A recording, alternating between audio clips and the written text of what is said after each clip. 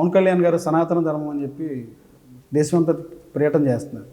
సనాతన ధర్మం కోసం తన ప్రాణాలు సైతం త్యాగం చేస్తారంట. ఒక సీనియర్ నాయకుడికి ఏం చెప్తారు మీరు? అంటే నేను క్రిస్టియన్స్కి ఉన్న యూనిటీ హిందువులకు లేదు, మైనార్టీకి ఉన్న యూనిటీ హిందూస్కి లేదు, మనం అంతా ఏకం కావాలని చెప్పి కొన్నిసార్లు ప్రకటన చేశారు. సరే, దీంట్లో ఇది బహుశా ఎవరైనా చెప్పిస్తున్నారేమో ఒకటి.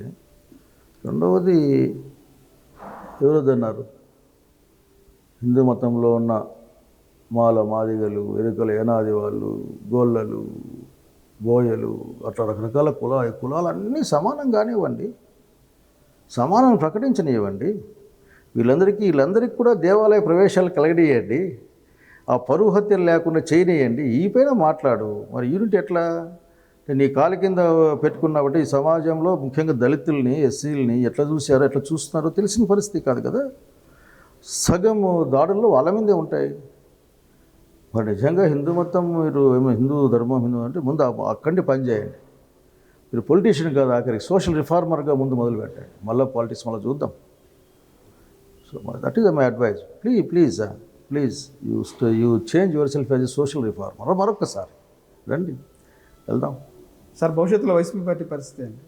అవకాశం ఉందంటారా అధికారం రావడానికి? 100% నేను వచ్చే అవకాశం ఉందేమో అని అనిపిస్తుంది చూస్తూ ఉంటే. బట్ చాలా ముందు కదా నేను మాట్లాడడం. బట్ నిన్న వచ్చిన జనాలు కానీ అయిపోయింది, వైసీపీ పరిస్థితి అయిపోయింది, మునిగిపోయానా అని చెప్పంటారు. జగన్మోహన్ రెడ్డి త్వరలో రేపు మాపు జైలుకి వెళ్తారని చెప్పి పదే చెప్తాను. ఇంకా జగన్మోహన్ జైలుకి వెళ్తే ఇంకా పార్టీ భూస్థాపితం అని చెప్పంటారు. ఆ పరిస్థితి ఉండదంటారా వైసీపీ పార్టీ? నేను మరింత 40% ఓట్ బ్యాంక్ మీరు ఒక గంటలో ఇటువంటి విషయాలు నాతో మాట్లాడలేరు. ఆంధ్రప్రదేశ్ రాష్ట్ర రాజకీయాల చరిత్రను తెలుసుకుని మాట్లాడాలి ఎవరైనా సరే.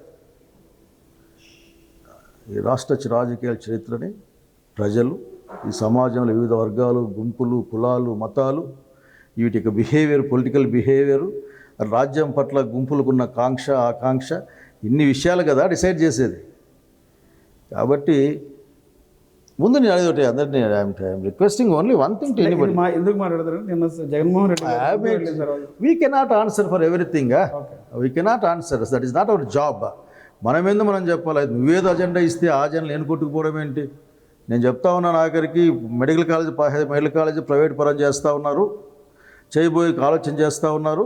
ప్రైవేట్ పరం పీపీపీ 3 కింద ప్రైవేట్ పరం అయితే 50% సీట్లు ఆఖరికి అప్పనంగా మేనేజ్మెంట్ కోటకి వెళ్ళిపోతాయి. అంటే 50% సీట్లు అయిపోతాయంటే దాదాపు ఈ 15 కాలేజీలో 1500 సీట్లు దాదాపు పోతాయి. అందులో 750 సీట్లు డబ్బులు ఫీజుల మీద డిపెండ్ అవుతాయి. 750లో ఎస్సీలు, ఎస్టీలు, బీసీలు, మైనారిటీలు, ఈబీసీలు కూడా ఇప్పుడు ఉంది ఆఖరికి. అదేదో ఈ ఎకనామికల్ బ్యాక్వర్డో లేకుంటే ఇంకో బ్యాక్వర్డ్ ఏదో గవర్నమెంట్ ఆఫ్ ఇండియా పెట్టింది. ఇవి ఉన్నాయి. మరి పేదలంతా ఏమైపోవాలి? డబ్బులు ఉంటేనే డాక్టర్ కావాలా? ఇవి మాట్లాడాలి కదా. ఇది కదా అజెండా. ఇది అజెండా కాకుండా ఆ అజెండా మాట్లాడతావా? ఇదే ఎంతసేపు పొలిటికల్ అజెండా ఈ రాష్ట్రంలో? ఇంకో అజెండా లేదా? ప్రజల గురించి ఆలోచించరా? పైగా ఇప్పుడు అక్కడ ఉదాహరణకి రెడీగా కొన్ని కాలేజీలు స్టార్ట్ అవుతాయి, రెడీ అయినాయి. ఒక టెరిషరీ కేర్ హాస్పిటల్ వచ్చిందనుకోండి, అంటే మెడికల్ హాస్పిటల్ వస్తే ఆ ప్రాంతం అంతా కొద్ది వైద్యం అందుబాటులోకి రాదా?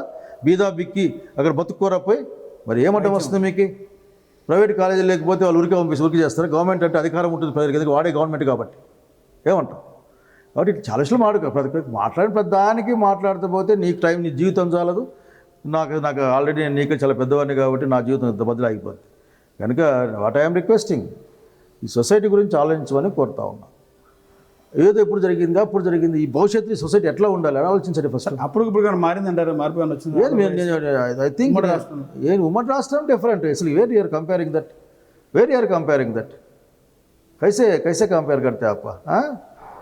ఆరోగ్యం బాగాలేకుంటే వైద్యం చేయించాం, చదువుకుంటామంటే ఫీజులు కట్టాం, అడిగేవాడిని కాదనకుండా ఇండ్లు ఇచ్చాం. శాచ్యురేషన్ అనే పదాన్ని గవర్నమెంట్లో శాచ్యురేషన్, పార్టీలు లేదు, ఏమీ లేదు, కులం లేదు, మతం లేదు, శాచ్యురేషన్ అని కాన్సెప్ట్ తెచ్చిన డోంట్ కంపేర్ విత్ దట్. అసలుకి ఇది వీళ్ళ ఆర్థిక, రాజకీయ, సామాజిక ఫిలాసఫీలో తేడా ఉంటుంది. చంద్రబాబు నాయుడు గారు పూర్తిగా ఆలోచన ప్రైవేట్, కార్పొరేట్ సెక్టర్ వైపు ఉంటుంది. కాంగ్రెస్ పార్టీ ఆ భావజాలంతో కలిసే వాళ్ళు ఎవరైనా కానీ, ఆ భావజాలంలో ఉన్న వాళ్ళు ప్రజల ప్రాపర్టీ, ప్రజల ఆస్తులు, ప్రజల బాగోగులు, రాజ్యం రెస్పాన్సిబిలిటీ, రాజ్యం పట్ల వీళ్ళకి రెస్పాన్సిబిలిటీ, ఈ విధంగా ఉంటుంది. సో ఇదే ఒక గంట ఇది చెప్పాను కదా. ఆంధ్రప్రదేశ్ రాజకీయాలను మాట్లాడాల్సి వస్తే మీరు ఏమేమి మాట్లాడతారు? అసలు ఎన్నైనా మాట్లాడచ్చు, ఏటికైనా మాట్లాడచ్చు. ఈ 70-80 ఏళ్ళకే మాట్లాడచ్చు, లేదంటే 1000-1500 సంవత్సరాల నుంచి కూడా మాట్లాడచ్చు. ఎవరు ఏంటి, ఏ రాజ్యం ఎట్ట ఏర్పడింది, ఎందుకు కూలిపోయింది, అసలు ఎవరు కలిసి ఉన్నారు, ఎవరు విడిపోయారు, అసలు కులం ఏంది, మతం ఏంది మాట్లాడచ్చు. దాని దూరం ఎందుకు మనకి?